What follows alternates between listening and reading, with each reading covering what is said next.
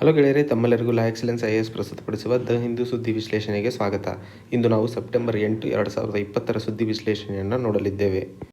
ಇವತ್ತಿನ ಮೊದಲನೇ article, government intervention in education policy should be minimal ಅಂತ ಹೇಳಿ ಪ್ರಧಾನಮಂತ್ರಿಗಳು ಗವರ್ನರ್ಸ್ ಕಾನ್ಫರೆನ್ಸ್ನಲ್ಲಿ ಈ ಮಾತನ್ನು ಹೇಳಿರುವುದರಿಂದ ಇಲ್ಲಿ ಅನಲೈಸ್ ಮಾಡಲಾಗಿದೆ.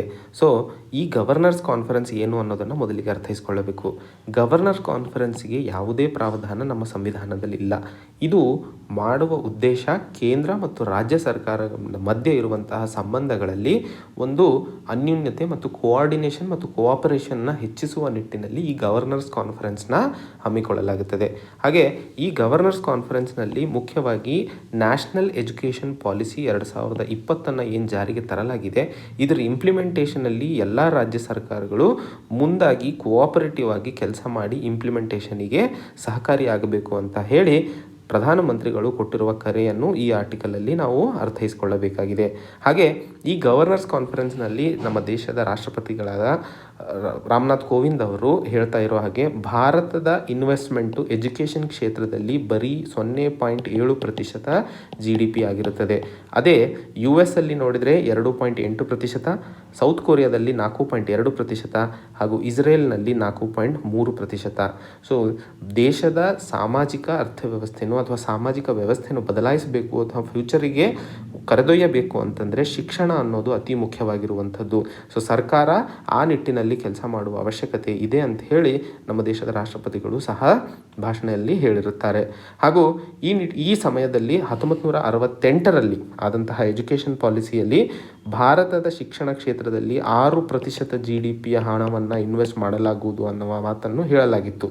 ಆದರೆ ಅದು ರೀಚ್ ಆಗಲು ಸಾಧ್ಯವಾಗಿಲ್ಲ ಅನ್ನೋದನ್ನು ಸಹ ತಿಳಿಸ್ಕೊಟ್ಟಿರುವಂಥದ್ದು. ಸೊ ಈ ನ್ಯಾಷನಲ್ ಎಜುಕೇಷನ್ ಪಾಲಿಸಿ 2020ರಲ್ಲಿ ಮಾಡಿದಂತಹ ಪ್ರಾವಧಾನಗಳನ್ನು ಇಂಪಾರ್ಟೆಂಟ್ಲಿ ಕರೆಕ್ಟಾಗಿ ಇಂಪ್ಲಿಮೆಂಟ್ ಆಗುವ ಅವಶ್ಯಕತೆ ಇದೆ ಅಂತ ಹೇಳ್ತಾ ಇರುವಂಥದ್ದು. ಸೊ ಮೊದಲಿಗೆ ಈ ಎಜುಕೇಷನ್ ಸೆಕ್ಟರ್ ಬಗ್ಗೆ ಈ ಭಾರತದಲ್ಲಿ ಅರ್ಥೈಸ್ಕೊಳ್ಳೋಣ. ಸಂವಿಧಾನದಲ್ಲಿ ನೋಡಿದಾಗ ಆರ್ಟಿಕಲ್ 45 ಹಾಗೂ article 339F directive principles of state ಪಾಲಿಸಿಯಲ್ಲಿ ನೋಡಿದಾಗ ಎಜುಕೇಷನನ್ನು ಈ ಆರ್ಟಿಕಲ್ನಲ್ಲಿ ನಾವು ಕಾಣಬಹುದು. ಇದರ ಜೊತೆಯಲ್ಲಿ article 21A right to education, so ಅಲ್ಲೂ ಸಹ ಪ್ರಾವಧಾನವನ್ನು ನಾವು ನೋಡ್ತಾ ಇದ್ದೀವಿ. 48ನೇ ಅಮೆಂಡ್ಮೆಂಟ್ ಸಂವಿಧಾನಕ್ಕೆ ಮಾಡಿದ ಈ ಕಾನ್ಸ್ಟಿಟ್ಯೂಷನಲ್ ಅಮೆಂಡ್ಮೆಂಟಿಂದಾಗಿ 1976ರಲ್ಲಿ ಶಿಕ್ಷಣವನ್ನು ಸ್ಟೇಟ್ ಲಿಸ್ಟಿಂದ ತೆಗೆದುಬಿಟ್ಟು ಕನ್ಕರೆಂಟ್ ಲಿಸ್ಟಿಗೆ ಹಾಕ್ತಾರೆ. ನಮಗೆಲ್ಲ ಗೊತ್ತಿರೋ ಹಾಗೆ ಸಂವಿಧಾನದ 7ನೇ ಶೆಡ್ಯೂಲ್ನಲ್ಲಿ state list, central list, union list, concurrent list ಮತ್ತು 3 ಲಿಸ್ಟ್ಗಳನ್ನು ನಾವು ನೋಡ್ತೀವಿ. ಸೊ ಅದರಲ್ಲಿ ಸ್ಟೇಟ್ ಲಿಸ್ಟನ್ನು ತೆಗೆದುಬಿಟ್ಟು ಕನ್ಕರೆಂಟ್ ಲಿಸ್ಟಿಗೆ ಶಿಕ್ಷಣವನ್ನು ಹಾಕಿರುವಂಥದ್ದು. ಮತ್ತು ಬೇರೆ ಲಾಸ್ಗಳನ್ನು ನೋಡಿದಾಗ ರೈಟ್ ಟು ಎಜುಕೇಷನ್ ಆ್ಯಕ್ಟ್ 2009 ಹಾಗೂ Sarva Shiksha Abhiyan, mid day meal scheme, ಈ ರೀತಿಯ ಗೌರ್ಮೆಂಟ್ ತುಂಬ ಪ್ರಾವಧಾನಗಳನ್ನು ಶಿಕ್ಷಣದಲ್ಲಿ ಮಾಡಿರುವಂಥದ್ದನ್ನು ಬ್ಯಾಕ್ಗ್ರೌಂಡ್ನಲ್ಲಿ ಇಟ್ಕೊಳ್ಳೋಣ. ಸೊ ಈ ನ್ಯಾಷನಲ್ ಎಜುಕೇಷನ್ ಪಾಲಿಸಿ ಮಾಡುವ ಮುಖ್ಯ ಉದ್ದೇಶ ಭಾರತದ ಶಿಕ್ಷಣ ವ್ಯವಸ್ಥೆನ ಗ್ಲೋಬಲ್ ನಾಲೆಜ್ ಸೂಪರ್ ಪವರನ್ನಾಗಿ ಮುಂದೆ ಸಾಗಿಸುವಂಥದ್ದು ಮುಖ್ಯ ಕಾರಣವಾಗಿರುತ್ತದೆ. ಹಾಗೆ ಈ ನ್ಯಾಷನಲ್ ಎಜುಕೇಷನ್ ಪಾಲಿಸಿ 3ನೇ ಅತಿ ಮುಖ್ಯವಾದ ಎಜುಕೇಷನ್ ಪಾಲಿಸಿ ಆಗಿರುವಂಥದ್ದು. ಇದಕ್ಕೂ ಮುನ್ನ 1968 ಹಾಗೂ 1986ರಲ್ಲಿ ಎಜುಕೇಷನ್ ಪಾಲಿಸಿಯನ್ನು ಪಾಸ್ ಮಾಡಲಾಗಿತ್ತು. ಮುಖ್ಯವಾಗಿ ನ್ಯಾಷನಲ್ ಎಜುಕೇಷನ್ ಪಾಲಿಸಿಯಲ್ಲಿ ಕೊಟ್ಟಿರುವಂತಹ ಪ್ರಾವಧಾನಗಳನ್ನು ನೋಡಿದಾಗ ಯೂನಿವರ್ಸಲೈಸೇಷನ್ ಆಫ್ ಎಜುಕೇಷನ್ ಬಗ್ಗೆ ಮಾತಾಡ್ತೀವಿ. ಪ್ರೀ ಸ್ಕೂಲ್ ಟು ಸೆಕೆಂಡರಿ ಏನಿದೆಯೋ 2030ರವರೆಗೆ 100% ಅಂದರೆ 100% ಗ್ರಾಸ್ ಎನ್ರೋಲ್ಮೆಂಟ್ ರೇಷಿಯೋನ ಅಚೀವ್ ಮಾಡುವ ಉದ್ದೇಶ ಹೊಂದ್ಕೊಂಡಿದ್ದೀವಿ. ಮತ್ತು 2 ಕೋಟಿ ವಿದ್ಯಾರ್ಥಿಗಳು ಯಾರು ಶಾಲೆಯನ್ನು ಬಿಟ್ಟು ಹೊರ ಹೋಗಿದ್ದಾರೋ ಅವರಿಗೆ ಓಪನ್ ಸ್ಕೂಲಿಂಗ್ ಸಿಸ್ಟಮಿಂದಾಗಿ ಮತ್ತೆ ಶಾಲೆಗೆ ಕರೆತರುವ ನಿಟ್ಟಿನಲ್ಲಿ ಈ ಪ್ರಾವಧಾನವನ್ನು ಮಾಡಲಾಗಿದೆ. ಮತ್ತು 10+2 ನಮಗೆಲ್ಲ ಗೊತ್ತಿರೋ ಹಾಗೆ 10 ಮತ್ತು PUC ತರಗತಿಯನ್ನು ತೆಗೆದುಬಿಟ್ಟು 5+3+3+4 ಸಿಸ್ಟಮನ್ನು ಜಾರಿಗೆ ತರಲಾಗಿದೆ. ಹಾಗೂ 10 ಮತ್ತು 12ನೇ ತರಗತಿ ವಿದ್ಯಾರ್ಥಿಗಳಿಗೆ ಎಕ್ಸಾಮಿನೇಷನನ್ನು ಈಸಿ ಮಾಡಿಬಿಟ್ಟು ಅವರ ಕಾಂಪಿಟೆನ್ಸೀಸನ್ನು ಮೆಷರ್ ಮಾಡೋದು ಅತಿ ಮುಖ್ಯವಾಗಿದೆ. ಅವರು ಬೈಹಾರ್ಟ್ ಮಾಡುವುದು ಉಪಯೋಗ ಇಲ್ಲ ಅಂತ ಹೇಳಿ, ಹಾಗೂ ಪ್ರತಿ ವರ್ಷ 2 ಸರಿ ಎಕ್ಸಾಮನ್ನು ಕಂಡಕ್ಟ್ ಮಾಡಲಾಗುವುದು ಅಂತ ಹೇಳಿ ಪ್ರಾವಧಾನವನ್ನು ಮಾಡಲಾಗಿದೆ. ಮುಂದೆ ನೋಡಿದಲ್ಲಿ ಶಾಲೆಯ ಗವರ್ನೆನ್ಸ್ನಲ್ಲೂ ಸಹ ಒಂದು ಹೊಸ ಅಕ್ರಿಡೇಷನ್ ಫ್ರೇಮ್ವರ್ಕ್ ಆ್ಯಂಡ್ ಇಂಡಿಪೆಂಡೆಂಟ್ ಅಥಾರಿಟಿಯನ್ನು ಜಾರಿಗೆ ತರಲಾಗಿದೆ. ವೊಕೇಶನಲ್ ಎಜುಕೇಷನ್ 6ನೇ ತರಗತಿಯಿಂದ ಶುರು ಮಾಡಬೇಕು ಇಂಟರ್ನ್ಶಿಪ್ನ ಜೊತೆಯಲ್ಲಿ. ಮತ್ತು ಒಂದು multi disciplinary education and research ಯೂನಿವರ್ಸಿಟಿನ IITಗಳ ಹಾಗೆ ಒಂದು ಡೆವಲಪ್ ಮಾಡಬೇಕು. ನ್ಯಾಷನಲ್ ರಿಸರ್ಚ್ ಫೌಂಡೇಶನ್, ಸೊ ನಮ್ಮ ದೇಶದಲ್ಲಿ ನಡೆಯುವಂತಹ ಎಲ್ಲ ರಿಸರ್ಚ್ ಆ್ಯಕ್ಟಿವಿಟೀಸಿಗೆ ಇದೊಂದು ಅತಿ ಇಂಪಾರ್ಟೆಂಟ್ ಬಾಡಿಯಾಗಿ ಕೆಲಸ ಮಾಡಲಿದೆ. ಹಾಗೂ higher education commission of India ಅಂತ ಹೇಳಿ ಒಂದು ಸಿಸ್ಟಮನ್ನು ಕ್ರಿಯೇಟ್ ಮಾಡಲಾಗುವುದು. ಇದರ ಅಡಿಯಲ್ಲಿ ಎಲ್ಲ ಹೈಯರ್ ಡಿಗ್ರೀಸ್ ಏನಿದಾವೆ ಅಥವಾ ಗ್ರ್ಯಾಜುಯೇಷನ್ಸ್ ಏನಿದಾವೆ ಎಲ್ಲ ಬರ್ತವೆ ಎಕ್ಸೆಪ್ಟ್ ಮೆಡಿಕಲ್ ಅಂತ ಹೇಳಿ ಕನ್ಸಿಡರ್ ಮಾಡಬೇಕು. ಸೊ ಎಕ್ಸೆಪ್ಟ್ ಮೆಡಿಕಲ್ ಉಳಿದ ಎಲ್ಲ ಎಜುಕೇಷನ್ಗಳು ಈ higher education commission of India ಕೆಳಗಡೆ ವರ್ಕ್ ಮಾಡ್ತವೆ. ಮತ್ತು ಒಂದು ನ್ಯಾಷನಲ್ ಅಸೆಸ್ಮೆಂಟ್ ಸೆಂಟರ್ ಪರಕ್ ಅಂತ ಹೇಳಿ ಒಂದು ಅಸೆಸ್ಮೆಂಟ್ ಸೆಂಟರನ್ನು ಕ್ರಿಯೇಟ್ ಮಾಡಲಾಗಿದೆ. ಸೊ ಇಲ್ಲಿ ವಿದ್ಯಾರ್ಥಿಗಳ ಆಕ್ಸೆಸನ್ನು ನೋಡುವಂಥದ್ದು, ಅವ್ರ ಅಸೆಸ್ಮೆಂಟನ್ನು ಮಾಡೋದಕ್ಕೋಸ್ಕರ ಇದು ಉಪಕಾರಿಯಾಗಲಿದೆ ಅನ್ನುವಂಥದ್ದನ್ನು ಇಲ್ಲಿ ಪ್ರಾವಧಾನವನ್ನು ಮಾಡಲಾಗಿರುವಂಥದ್ದು. ಸೊ ಇಲ್ಲಿ ಈ ಹೈಯರ್ ಎಜುಕೇಷನ್ ಕಮಿಷನ್ ಆಫ್ ಇಂಡಿಯಾದಲ್ಲಿ ಲೀಗಲನ್ನು ಸಹ ನಾವು ಆ್ಯಡ್ ಮಾಡ್ಕೋಬೇಕು. ಈ ಆರ್ಟಿಕಲ್ನಲ್ಲಿ hypersonic cruise vehicle test puts up India in elite club ಅಂತ ಹೇಳಿ ಮಾತಾಡ್ತಾ ಇರುವಂಥದ್ದು. So DRDO hypersonic air breathing scramjet ಟೆಕ್ನಾಲಜಿನ ಸಕ್ಸಸ್ಫುಲ್ಲಾಗಿ ಟೆಸ್ಟ್ ಮಾಡಿರುವಂತಹ ನಿಟ್ಟಿನಲ್ಲಿ ಈ ಆರ್ಟಿಕಲನ್ನು ಡಿಸ್ಕಸ್ ಮಾಡಲಿದ್ದೇವೆ. ಸೊ ಈ ಟೆಕ್ನಾಲಜಿನ doctor APJ Abdul Kalam Wheeler Island, ಇದು ಒಡಿಸ್ಸಾದಲ್ಲಿದೆ. ಇದು ಪ್ರಿಲಿಮ್ಸಲ್ಲಿ ನಮಗೆ ಒನ್ ವರ್ಡ್ ಕ್ವೆಶನ್ ಆಗಿ ಅಥವಾ ಸ್ಟೇಟ್ಮೆಂಟ್ ಬೇಸ್ಡ್ ಕ್ವೆಶನ್ ಆಗಿ ಬರ್ಬೋದು. So doctor APJ Kalam launch complex Wheeler Island ಎಲ್ಲಿರುವಂಥದ್ದು? ಒಡಿಸ್ಸಾದಲ್ಲಿ ಇರುವಂಥದ್ದು. ಸೊ ಇಲ್ಲಿ ನಾವು hypersonic cruise missile and vehicle ಅನ್ನು ಟೆಸ್ಟ್ ಮಾಡಿರುವಂಥದ್ದು. ಈ ಟೆಸ್ಟಿಂಗಿಂದಾಗಿ ಭಾರತ ಇದುವರೆಗೂ 3 ರಾಷ್ಟ್ರಗಳು US, ಚೈನಾ ಮತ್ತು ರಷ್ಯಾ ಅಷ್ಟೇ ಹೊಂದಿರುವಂತಹ ಹೈಪರ್ಸೋನಿಕ್ ಟೆಕ್ನಾಲಜಿನ ಈಗ ಭಾರತವು ಸಹ ಸಕ್ಸಸ್ಫುಲಿ ಟೆಸ್ಟ್ ಮಾಡಿರುವಂಥದ್ದನ್ನು ಇಲ್ಲಿ ಡಿಸ್ಕಸ್ ಮಾಡ್ತಾ ಇದ್ದೀವಿ. ಸೊ ಇಲ್ಲಿ ಈ ಹೈಪರ್ಸೋನಿಕ್ ಟೆಕ್ನಾಲಜಿಯಲ್ಲಿ ಭಾರತ ಮಾಕ್ 6 ಸ್ಪೀಡನ್ನು ಮೇಂಟೈನ್ ಮಾಡಲು ಸಾಧ್ಯವಾಯಿತು. ಸೊ ಇಲ್ಲಿ ನಾವು ಸೂಪರ್ಸೋನಿಕ್ ಮತ್ತು ಹೈಪರ್ಸೋನಿಕ್ ಸ್ಪೀಡ್ಗಳನ್ನು ಅರ್ಥೈಸ್ಕೊಳ್ಳಬೇಕಾಗಿದೆ. ಮೊದಲನೇದಾಗಿ ಸ್ಪೀಡ್ ಆಫ್ ಸೌಂಡ್, ಅಂದರೆ ಸೌಂಡ್ ಟ್ರಾವೆಲ್ ಮಾಡ್ತಾ ಇರುವಂತಹ ಸ್ಪೀಡ್ 343 ಮೈಲ್ಸ್ ಪ್ರತಿ ಸೆಕೆಂಡಿಗೆ ಇರ್ತದೆ. ಹಾಗೆ ಇಲ್ಲಿ ಅರ್ಥೈಸ್ಕೊಳ್ಳಬೇಕಾಗಿರುವಂಥದ್ದು ಸೂಪರ್ಸೋನಿಕ್ ಮಿಸೈಲ್ಸ್ ಏನಿರ್ತಾವೋ ಅದು ಮಾಕ್ 1 ಆಗಿರ್ತವೆ. ಹಾಗೆ ಹೈಪರ್ಸೋನಿಕ್ ಮಿಸೈಲ್ಸ್ ಏನಿರ್ತಾವೋ ಇದು ಮಾಕ್ 5 ಆಗಿರುತ್ತದೆ. ಸೊ ಸೂಪರ್ಸೋನಿಕ್ ಮಿಸೈಲ್ಸ್ಗಿನ 5 ಪಟ್ಟು ಹೆಚ್ಚಿನ ಸ್ಪೀಡಲ್ಲಿ ಟ್ರಾವೆಲ್ ಮಾಡ್ತವೆ. ಸೊ ಇಲ್ಲಿ ಸ್ಕ್ರಾಮ್ಜೆಟ್ ಇಂಜಿನನ್ನು ಯೂಸ್ ಮಾಡಲಾಗುತ್ತದೆ. ಈ ಸ್ಕ್ರಾಮ್ಜೆಟ್ ಇಂಜಿನ್ ಏನು ಮಾಡ್ತದೆ ಅಂತಂದರೆ ಆ ಇಂಜಿನ ಒಳಗೆ ಗಾಳಿ ಹೋಗ್ತಾ ಇರಬೇಕಾದ್ರೆ ಅದು ಸೂಪರ್ಸೋನಿಕ್ ಸ್ಪೀಡಲ್ಲಿ ಹೋಗುತ್ತದೆ. ಸೊ ಈ ಗಾಳಿ ಏನು ಹೊರಗೆ ಬರುತ್ತದೆಯೋ ಅದು ಹೈಪರ್ಸೋನಿಕ್ ಸ್ಪೀಡಲ್ಲಿ ಹೊರಗಡೆ ಬರುವಂಥದ್ದು. ಇದನ್ನು ನಾವು ಸ್ಕ್ರಾಮ್ಜೆಟ್ ಇಂಜಿನ್ ಅಂತ ಕರಿತೀವಿ. ಸೊ ಈ ಸ್ಕ್ರಾಮ್ಜೆಟ್ ಇಂಜಿನು ಹೈಪರ್ಸೋನಿಕ್ಕು ಇವೆರಡರ ಬಗ್ಗೆ ನೋಡಿದ್ವಿ. ಹಾಗೆ ಈ ಟೆಕ್ನಾಲಜಿಯನ್ನು ಡೆವಲಪ್ ಮಾಡಿರುವಂತಹದ್ದು ಡಿಫೆನ್ಸ್ ರಿಸರ್ಚ್ ಆರ್ಗನೈಸೇಷನ್. ಸೊ ಈ ಡಿಫೆನ್ಸ್ ರಿಸರ್ಚ್ ಆರ್ಗನೈಸೇಷನ್ ಇದಕ್ಕೂ ಮುನ್ನ ಒಂದು ಆ್ಯಂಟಿ ಸ್ಯಾಟಲೈಟ್ ಟೆಸ್ಟನ್ನು ಮಾಡಲಾಗಿತ್ತು. ಸೊ ಅದನ್ನು ಸಂಕ್ಷಿಪ್ತವಾಗಿ ಮುಂದಿನ ಆರ್ಟಿಕಲಲ್ಲಿ ನೋಡೋಣ. ಸೊ ಆ್ಯಂಟಿ ಸ್ಯಾಟಲೈಟ್ ಮಿಸೈಲ್ಸ್ ಬಗ್ಗೆ ಮೊದಲಿಗೆ ಮಾತಾಡಬೇಕು ಅಂತಂದರೆ ಈ ಆ್ಯಂಟಿ ಸ್ಯಾಟಲೈಟ್ ಮಿಸೈಲ್ಸು ಸ್ಟ್ರಾಟಜಿಕ್ ಆಗಿ ಸ್ಪೇಸಲ್ಲಿ ಇರುವಂತಹ ಮಿಸೈಲ್ಸ್ ಏನಿದ್ದಾವೆ ಅವನ್ನ ಧ್ವಂಸಗೊಳಿಸೋದಾಗಿರ್ಬೋದು ಅಥವಾ ಬೇರೆ ಟೆಕ್ನಾಲಜಿಗಳನ್ನು ಯೂಸ್ ಮಾಡಿಬಿಟ್ಟು ಅಥವಾ ಜಾಮರ್ಸ್ ಅಂತ ಏನು ಕರಿತೀವಿ, ಸೊ ಜಾಮ್ ಮಾಡಿ ಆ ಸಿಗ್ನಲ್ಸ್ಗಳನ್ನು ಡಿಸ್ಟ್ರಾಕ್ಟ್ ಮಾಡುವಂಥದ್ದು ಈ ಆ್ಯಂಟಿ ಸ್ಯಾಟಲೈಟ್ ಮಿಸೈಲ್ಸ್. ಸೊ ಭಾರತ ಹೋದ ವರ್ಷ ಈ ಆ್ಯಂಟಿ ಸ್ಯಾಟಲೈಟ್ ಮಿಸೈಲ್ಸ್ ಟೆಕ್ನಾಲಜಿಯನ್ನು ಸಹ ಸಕ್ಸಸ್ಫುಲ್ ಆಗಿ ಟೆಸ್ಟ್ ಮಾಡಿರುವಂಥದ್ದು. ಈ ಟೆಕ್ನಾಲಜಿ ಈಗಲೂ ಇರುವಂಥದ್ದು 3 ರಾಷ್ಟ್ರಗಳ ಜೊತೆಯಲ್ಲಿ ಮಾತ್ರ, US, ಚೈನಾ ಹಾಗೂ ರಷ್ಯಾ. ಭಾರತ 4ನೇ ಎಲೈಟ್ ಕ್ಲಬ್ನಲ್ಲಿ ಜಾಯ್ನ್ ಆಗಿರುವಂಥದ್ದು. ಸೊ ಇನ್ನೊಂದು ಸರಿ ಹೈಪರ್ಸೋನಿಕ್ ನೋಡಬೇಕು ಅಂತಂದರೆ ಇದರ ಸ್ಪೀಡ್ ಸುಮಾರು 3800 ಮೈಲ್ಸ್ ಪ್ರತಿ ಗಂಟೆಗೆ, ಅಂದರೆ 6115 ಕಿಲೋಮೀಟರ್ ಪ್ರತಿ ಗಂಟೆಗೆ ಹೋಗುವಂಥದ್ದು. ಸೊ ಇದರಲ್ಲಿ ಕ್ರೂಸ್ ಮಿಸೈಲ್ಸ್ನಲ್ಲಿ ಇರುವಂತಹ ಟೆಕ್ನಾಲಜಿ ಹಾಗೂ ಬ್ಯಾಲಿಸ್ಟಿಕ್ ಮಿಸೈಲ್ಗೆ ಇರುವಂತಹ ಸ್ಪೀಡ್ನ ಕಾಂಬಿನೇಷನ್ ಆಗಿ ಈ ಹೈಪರ್ಸೋನಿಕ್ ಟೆಕ್ನಾಲಜಿ ಡೆಮಾನ್ಸ್ಟ್ರೇಟರ್ ವೆಹಿಕಲ್ ಪಡೆಯಲು ಸಾಧ್ಯವಾಯಿತು ಅಂತ ಹೇಳಿ DRDO ಸಕ್ಸಸ್ಫುಲಿ ಟೆಸ್ಟ್ ಮಾಡಿರುವಂಥದ್ದನ್ನು ನಾವು ಇಲ್ಲಿ ನೋಡ್ತಾ ಇದ್ದೀವಿ. So cruise missiles, ballistic missiles ಹಾಗೂ ICBM inter continental ballistic missiles ಅಂದರೆ ಏನು, ಇದ್ರ ಬಗ್ಗೆ ಸಂಕ್ಷಿಪ್ತವಾಗಿ ನಮ್ಮ ಲೈಕ್ ಬೆಂಗಳೂರು ಚಾನಲ್ನಲ್ಲಿ ಮಿಸೈಲ್ಸ್ಗಳ ಬಗ್ಗೆ ಒಂದು ಸಪ್ರೇಟ್ ವಿಡಿಯೋ ಒಂದು 5-10 ನಿಮಿಷದಿದೆ. ಅದನ್ನು ನೀವು ಸಂಕ್ಷಿಪ್ತವಾಗಿ ನೋಡ್ಕೊಂಡಾಗ ಇದು ನಿಮಗೆ ಪೂರ್ತಿ ಅರ್ಥ ಆಗುತ್ತದೆ. ಈ ಆರ್ಟಿಕಲ್ನಲ್ಲಿ the search for an end to complex Naga conflict. So ನಾವಿಲ್ಲಿ ನಾಗಾ ಕಾನ್ಫ್ಲಿಕ್ಟ್ ಬಗ್ಗೆ ಅರ್ಥೈಸ್ಕೊಳ್ಳಬೇಕಾಗಿರುವಂಥದ್ದು ಮತ್ತು ಈಗ ಸದ್ಯಕ್ಕೆ ನಡೀತಿರುವಂತಹ ಚರ್ಚೆ ಅಥವಾ ಯಾವ ರೀತಿಯ ಡೆವಲಪ್ಮೆಂಟ್ಸ್ಗಳು ಆ ರೀಜನಲ್ಲಿ ನಾವು ನೋಡ್ತಾ ಇದ್ದೀವಿ ಅನ್ನುವಂಥದ್ದನ್ನು ಈ ಆರ್ಟಿಕಲ್ನಲ್ಲಿ ಸಂಕ್ಷಿಪ್ತವಾಗಿ ಅರ್ಥೈಸ್ಕೊಳ್ಳಬೇಕಾಗಿದೆ. ಸೊ ಈ ಆರ್ಟಿಕಲನ್ನು ಸಂಕ್ಷಿಪ್ತವಾಗಿ ವಿವರಣೆ ನೋಡೋದಕ್ಕಿಂತ ಮುಂಚೆ ಒಂದು ಪ್ರಶ್ನೆ, ಈ ಸೊಲ್ಯೂಷನ್ನು ಅಥವಾ ಇಲ್ಲಿರುವಂತಹ ಸಮಸ್ಯೆ ಪೊಲಿಟಿಕಲ್ ಆಗಿರುವಂಥದ್ದು, ರಾಜಕೀಯವಾದಂಥದ್ದು ಅಥವಾ ಲಾ ಆ್ಯಂಡ್ ಆರ್ಡರ್ ಸಿಚುವೇಶನ್ ಅಂತ ಹೇಳಿ. ಸೊ ಇಲ್ಲಿ ಲೇಖಕರು ಹೇಳ್ತಾ ಇರುವಂಥದ್ದು ಇದೊಂದು ಪೊಲಿಟಿಕಲ್ ಸಿಚುವೇಶನ್ ಅಂತ ಹೇಳಿ. ಸೊ ನಾಗಾಲ್ಯಾಂಡ್ನ ಇಶ್ಯೂನ ಬ್ಯಾಕ್ಗ್ರೌಂಡ್ ನೋಡಿದಾಗ 1947ರಲ್ಲಿ ಅಂದರೆ ಭಾರತಕ್ಕೆ ಸ್ವತಂತ್ರ ಸಿಗೋದಕ್ಕಿಂತ ಮುಂಚೆ ನಾಗಾಲ್ಯಾಂಡ್ ತನ್ನ ಇಂಡಿಪೆಂಡೆನ್ಸನ್ನು ಡಿಕ್ಲೇರ್ ಮಾಡಿತ್ತು. ಸೊ ಆವಾಗ ಒಂದು ರೆಫರೆಂಡಮನ್ನು ಮಾಡಲಾಗಿತ್ತು. ಅದರಲ್ಲಿ 99% ಜನ ನಾಗಾಲ್ಯಾಂಡನ್ನು ಇಂಡಿಪೆಂಡೆಂಟ್ ಆಗಿ ಉಳಿಸ್ಕೋಬೇಕು ಅಂತ ಹೇಳಿ ರೆಫರೆಂಡಮಲ್ಲಿ ಹೇಳಿದರು. ಸೊ ಆವಾಗ ಒಂದು ನಾಗಾ ನ್ಯಾಷನಲಿಸ್ಟ್ ಕೌನ್ಸಿಲ್ ಅಂತ ಹೇಳಿ ಬೆಳಕಿಗೆ ಬಂದಿದ್ದು 1955ರಲ್ಲಿ. ಈ ನಾಗಾ ನ್ಯಾಷನಲಿಸ್ಟ್ ಕೌನ್ಸಿಲ್ ಯಾವಾಗ ಭಾರತದ ಫೋರ್ಸ್ ಅದ್ರ ಮೇಲೆ ಅಟ್ಯಾಕ್ ಮಾಡಿತ್ತು ಆವಾಗ ಅವರು ಅಂಡರ್ಗ್ರೌಂಡ್ ಹೋಗ್ತಾರೆ. ಅದನಂತರ ಈ ನಾಗಾ ನ್ಯಾಷನಲಿಸ್ಟ್ ಕೌನ್ಸಿಲು 2 ಭಾಗಗಳಾಗಿ ಡಿವೈಡ್ ಆಗುತ್ತೆ. ಒಂದು national socialist council of Nagaland IM ಅಂದರೆ ಇಸಾಕ್ ಮೋಯಾ ಅಂಥೇಳಿ, ಹಾಗೂ national socialist council of Nagaland Khaplang ಅಂತೇಳಿ. ಸೊ ಈ 2 ಡಿವಿಷನ್ಗಳು ಡಿವೈಡ್ ಆಗ್ತವೆ. ಸೊ ಹಾಗೆ ಟೈಮ್ಲೈನ್ ನೋಡಿದಾಗ 1975ರಲ್ಲಿ ಶಿಲ್ಲಾಂಗ್ ಅಕಾರ್ಡನ್ನು ಸೈನ್ ಮಾಡಲಾಗುತ್ತದೆ. ಸೊ ಯಾರು ಸಪರೇಟಿಸ್ಟ್ ಗ್ರೂಪ್ಸ್ಗಳಾಗಿದ್ದರೋ, ಯಾರು ರೆಬಲ್ಸ್ ಆಗಿದ್ದರೋ, ಭಾರತ ಸರ್ಕಾರ ಮತ್ತು ಈ ಸಪರೇಟಿಸ್ಟ್ಗಳ ಮಧ್ಯೆ ಈ ಶಿಲ್ಲಾಂಗ್ ಅಕಾರ್ಡನ್ನು ಸೈನ್ ಮಾಡಿಬಿಟ್ಟು ಶಾಂತಿ ರೂಪಕ್ಕೆ ಅಥವಾ ಶಾಂತಿಯಾಗಿ ಇದನ್ನು ಸಾಲ್ವ್ ಮಾಡ್ಕೊಳ್ಳೋದಕ್ಕೋಸ್ಕರ ಮುಂದಾಗ್ತಾರೆ. 1997ರಲ್ಲಿ ಒಂದು ಸೀಸ್ ಫೈರ್ ಅಗ್ರಿಮೆಂಟನ್ನು ಸೈನ್ ಮಾಡಲಾಗುತ್ತದೆ. ಆದರೂ ಸಹ ಒಂದಿಷ್ಟು ಭಾಗಗಳಲ್ಲಿ, ನಾಗಾಲ್ಯಾಂಡ್ನ ಏರಿಯಾಗಳಲ್ಲಿ ಒಂದು ಪ್ಯಾರಲಲ್ ಗವರ್ಮೆಂಟನ್ನು ಈ ಸಪರೇಟಿಸ್ಟ್ ಆರ್ಗನೈಸೇಷನ್ಸ್ಗಳು ನಡೆಸ್ತಾನೆ ಇರ್ತಾರೆ. ಸೊ ಮೊದಲಿಗೆ NSCN-IMಗೆ ಅಥವಾ national socialist council of Nagaland Isak ಮೋಯಾದವರಿಗೆ ಬೇಕಾಗಿರುವಂಥದ್ದು ಏನು ಅಂತಂದರೆ, ಅಸ್ಸಾಂ, ಮಣಿಪುರ್ ಹಾಗೂ ಅರುಣಾಚಲ್ ಪ್ರದೇಶ್ ಭಾಗಗಳಲ್ಲಿ ಇರುವಂತಹ ಒಂದಿಷ್ಟು ಏರಿಯಾಗಳು ನಾಗಾಲ್ಯಾಂಡಿಗೆ ಸೇರಬೇಕಾಗಿರುವಂಥವು. ಸೊ ನಮ್ಮ ಆ ಸ್ವತಂತ್ರವನ್ನು ಅಥವಾ ನಮ್ಮ ಆ ಏರಿಯಾಗಳನ್ನು ಕೊಡಿಸಬೇಕು ಅಂತ ಹೇಳಿ NSCN-IM ಅವರ ಮುಖ್ಯ ಬೇಡಿಕೆ ಆಗಿರುವಂಥದ್ದು. ಆದರೆ ಈ ರಾಜ್ಯಗಳು ಯಾವ ಜಾಗವನ್ನು ಕೇಳ್ತಾ ಇದ್ದಾರೋ ಆ ರಾಜ್ಯಗಳು ಅದನ್ನು ಬಿಟ್ಕೊಡಲು ಮುಂದಾಗಿಲ್ಲ.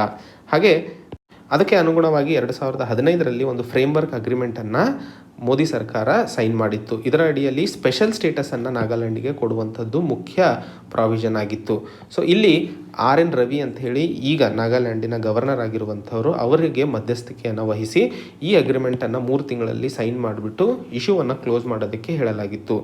ಆದರೆ ಇಲ್ಲಿ ಮುಖ್ಯವಾಗಿ ರವಿ ಅವರು ಒಂದು ಸ್ಟೇಟ್ಮೆಂಟನ್ನು ಕೊಟ್ಟಿರ್ತಾರೆ. ಅಲ್ಲಿನ ಗವರ್ನರ್ ಅವರು ಎಲ್ಲ ಗೌರ್ಮೆಂಟ್ ಎಂಪ್ಲಾಯೀಸು ಒಂದು ಅಫಿಡವಿಟನ್ನು ಕೊಡಬೇಕು, ಅವರು ಯಾವುದೇ ಅಂಡರ್ಗ್ರೌಂಡ್ ಆ್ಯಕ್ಟಿವಿಟೀಸಿಗೂ ಅವರಿಗೂ ಸಂಬಂಧ ಇಲ್ಲ ಅನ್ನುವಂಥದ್ದನ್ನು ಬರ್ಕೊಡ್ಬೇಕು ಅಂತ ಹೇಳಿ ಕೊಟ್ಟಿರುವಂತಹ ಸ್ಟೇಟ್ಮೆಂಟ್ ಇನ್ನೂ ಒಂದಿಷ್ಟು ಗೊಂದಲಗಳಿಗೆ ಕಾರಣವಾಗುತ್ತೆ. ಅಲ್ಲಿ NSCN ಏನಿದೆಯೋ, National socialist council of Nagaland IM ಏನಿದೆಯೋ, ಆವಾಗ ಅವರು RN ರವಿ ಅವರು ಈ ಡೀಲಿಗೆ ಸರಿಯಾದ ವ್ಯಕ್ತಿ ಅಲ್ಲ, ಸೊ ಅವರಿಗೆ ಬದಲಾಯಿಸಬೇಕು ಅನ್ನುವಂಥದ್ದನ್ನು ಹೇಳಿರುತ್ತಾರೆ. ಆದರೆ NSCN-IM ಜೊತೆಯಲ್ಲಿ ಇರುವಂತಹ ಬೇರೆ ಪಾರ್ಟಿಗಳು ಇಲ್ಲ, ಇವರಿಗೆ ಕಂಟಿನ್ಯೂ ಮಾಡೋಣ, ಯಾಕಂದರೆ ಇವರಿಗೆ ತೆಗೆದುಬಿಟ್ರೆ ಮತ್ತೆ ಎಲ್ಲ ಪ್ರೊಸೆಸ್ಸು ಹೊಸದಾಗಿ ಶುರು ಮಾಡಬೇಕಾಗುತ್ತದೆ. ಸೊ ಈ ರೀತಿಯ ಗೊಂದಲಗಳು ಹಾಗೂ ಈ ರೀತಿಯ ಮಾತಿನ ಚಕಮಕಿಗಳು ಇನ್ನೂ ನಡೀತಾ ಇರುವಂಥದ್ದನ್ನು ನೋಡ್ತಾ ಇದ್ದೀವಿ. ಒಟ್ಟಾರೆ ಇಲ್ಲಿ ಅರ್ಥ ಮಾಡ್ಕೋಬೇಕಾಗಿರುವಂಥದ್ದು, ಯಾವುದೇ 2 ರಾಷ್ಟ್ರಗಳಲ್ಲಿ ಅಥವಾ ಯಾವುದೇ ರಾಷ್ಟ್ರದ ಒಳಗಿನ ಆಂತರಿಕ ವಿಷಯಗಳು ಗೊಂದಲದಲ್ಲಿದ್ದಾಗ ಮುಖ್ಯವಾದ ಸೊಲ್ಯೂಷನ್ ಅಥವಾ ಏನು ಪ್ರಾಬ್ಲಮಿಗೆ ಸೊಲ್ಯೂಷನ್ ಅಂತಂದರೆ ಕಾಂಪ್ರಮೈಸ್. ಸೊ ಇಲ್ಲಿ ಕಾಂಪ್ರಮೈಸಿಗೆ ಮುಂದಾಗಿಬಿಟ್ಟು ಶಾಂತಿ ಸ್ವರೂಪಕ್ಕೆ ಅಥವಾ ಶಾಂತಿ ಸೊಲ್ಯೂಷನಿಗೆ ಮುಂದಾಗಬೇಕು ಅಂತಂದರೆ ಎಲ್ಲರೂ ಒಂದಾಗಿ ಮಾತಾಡಿಕೊಂಡು ಒಂದು ಕಾಂಪ್ರಮೈಸ್ ಅಗ್ರಿಮೆಂಟನ್ನು ಮಾಡಿಕೊಂಡು ಅದಕ್ಕೆ ಸೊಲ್ಯೂಷನ್ ಸಿಗಲು ಸಾಧ್ಯವಿದೆ ಅನ್ನುವಂಥದ್ದನ್ನು ಈ ಆರ್ಟಿಕಲಲ್ಲಿ ಅರ್ಥೈಸ್ಕೊಳ್ಳಬೇಕಾಗಿರುವಂಥದ್ದು.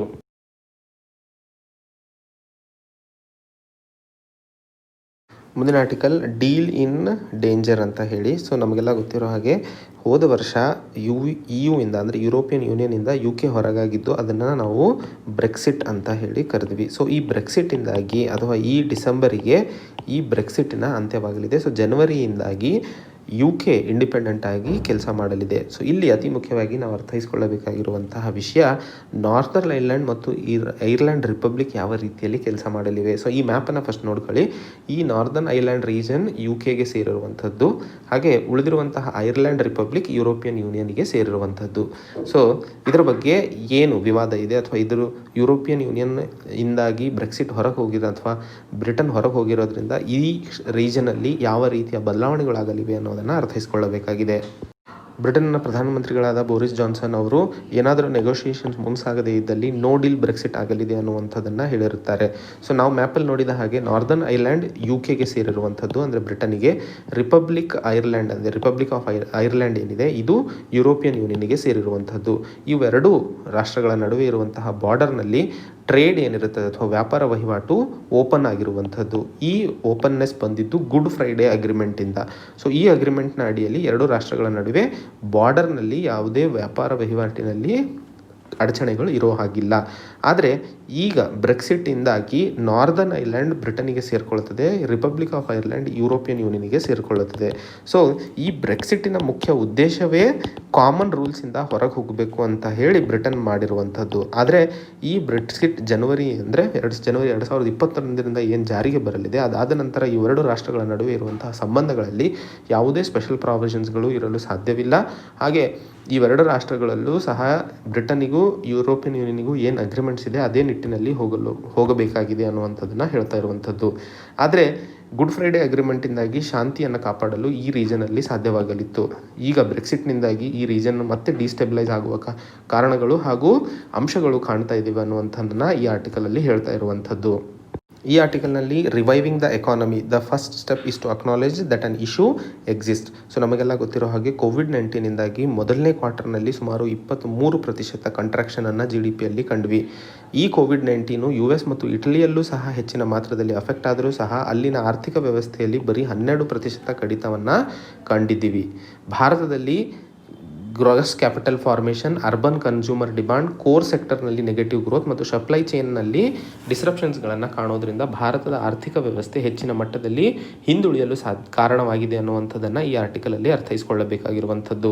ಸೊ ಅತಿ ಮುಖ್ಯವಾಗಿ ಕೋವಿಡ್-19ಇಂದಾಗಿ ಈ ರೀತಿಯ ಗ್ರಾಸ್ ಕ್ಯಾಪಿಟಲ್ ಫಾರ್ಮೇಷನ್ ಆಗಿರ್ಬೋದು, ನಮ್ಮ ಕೋರ್ ಸೆಕ್ಟರ್ ಅಂದರೆ ಇನ್ಫ್ರಾಸ್ಟ್ರಕ್ಚರ್ ಆಗಿರಬಹುದು, ಹಾಗೆ ಬೇರೆ ಸರ್ವಿಸ್ ಸೆಕ್ಟರ್ಸ್ ಆಗಿರ್ಬೋದು, ಇವೆಲ್ಲದರಲ್ಲೂ ಹಿಂಜರಿಕೆ ಆಗ್ತಾ ಇರೋ ಕಾರಣಗಳನ್ನು ಅರ್ಥೈಸಿಕೊಂಡು ಅದಕ್ಕೆ ಸರಿಯಾದ ಸೊಲ್ಯೂಷನ್ ಏನು ಅಂತ ಹೇಳಿ ಆರ್ಟಿಕಲಲ್ಲಿ ಡಿಸ್ಕಸ್ ಮಾಡ್ತಾ ಇರಬೇಕಾದ್ರೆ ಅರ್ಬನ್ ಎಕಾನಮಿನ ಮತ್ತೆ ಚಾಲ್ತಿಗೆ ತರಬೇಕು. ಆವಾಗ ಮಾತ್ರ ಮತ್ತೆ ಸಿಸ್ಟಮ್ ರಿವರ್ಸ್ ಆಗಲು ಸಾಧ್ಯವಿದೆ. ಮತ್ತು ರೂರಲ್ ಗ್ರೋತ್ನಲ್ಲಿ ಅತಿ ಮುಖ್ಯವಾಗಿ ಇರುವಂತಹ 2 ಅಂಶಗಳು, ಮೊದಲನೇದು ಮಾನ್ಸೂನ್, ಅಗ್ರಿಕಲ್ಚರಿಗೆ ಸಂಬಂಧಿಸಿದಂಥದ್ದು, ಎರಡನೇದು ನರೇಗಾ.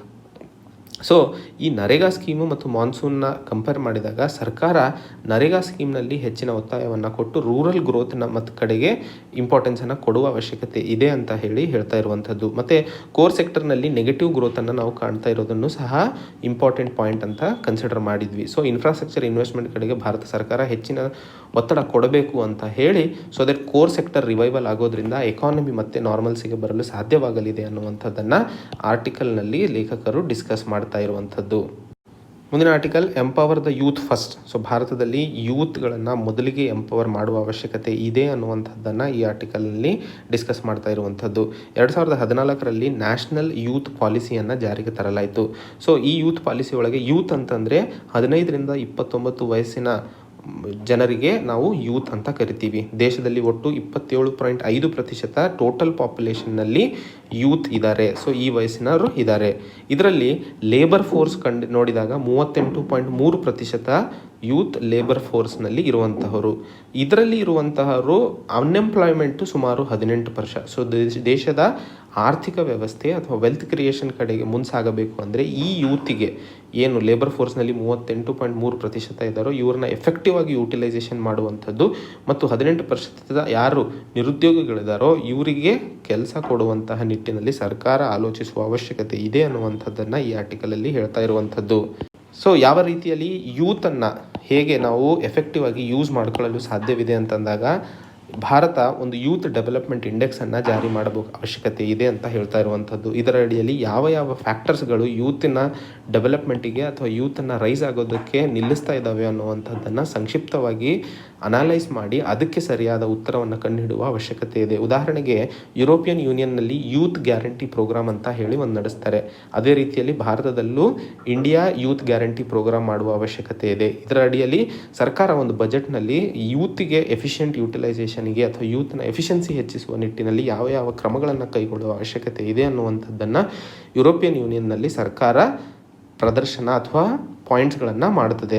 ಸೊ ಅದರ ಅಡಿಯಲ್ಲಿ ಸ್ಕಿಲ್ ಮೊದಲನೇದಾಗಿರುವಂಥದ್ದು, ಎರಡನೇದು ಅಪ್ರೆಂಟಿಸ್ಶಿಪ್, ನಾಲ್ಕನೇದು ಆಂಟ್ರಪ್ರನರ್ಶಿಪ್ ಹಾಗೂ ಎಂಪ್ಲಾಯ್ಮೆಂಟ್. ಸೊ ಇವು ಪ್ರಯಾರಿಟಿ ಏರಿಯಾಸ್ ಆಗಿರ್ತವೆ. ಸೊ ಈ ಯೂತ್ ಗ್ಯಾರಂಟಿ ಪ್ರೋಗ್ರಾಮ್ನಲ್ಲಿ ಈ ಪ್ರಯಾರಿಟಿ ಏರಿಯಾಸ್ಗಳನ್ನು ಅಡ್ರೆಸ್ ಮಾಡುವಂಥದ್ದು ಮುಖ್ಯ ಪಾಯಿಂಟ್ಸ್ ಆಗಿರ್ತವೆ. ಅದೇ ನಿಟ್ಟಿನಲ್ಲಿ ಸರ್ಕಾರವು ಆಲೋಚಿಸಿ ನಮ್ಮ ದೇಶದ ಒಟ್ಟು 27.5% ಯೂತ್ ಪಾಪ್ಯುಲೇಷನ್ ಏನಿದೆ ಅವರನ್ನು ಎಫಿಷಿಯೆಂಟಾಗಿ ಹಾಗೂ ಸಕ್ಸಸ್ಫುಲಿ ಮುಂಸಾಗಿಸುವುದು ನಮ್ಮ ಕರ್ತವ್ಯ ಅಂತ ಹೇಳಿ ಈ ಆರ್ಟಿಕಲಲ್ಲಿ ಅರ್ಥೈಸಿಕೊಳ್ಳಬೇಕಾಗಿರುವಂಥದ್ದು. ಸೊ ಇದು ಇವತ್ತಿನ ಸುದ್ದಿ ವಿಶ್ಲೇಷಣೆ ಗೆಳೆಯರೆ. ಸೊ ಮತ್ತೆ ಹೊಸ ಸಂಚಿಕೆಯೊಂದಿಗೆ ಮತ್ತೆ ಭೇಟಿಯಾಗೋಣ. ಅಲ್ಲಿಯವರೆಗೆ ಜೈ ಹಿಂದ್, ಜೈ ಕರ್ನಾಟಕ.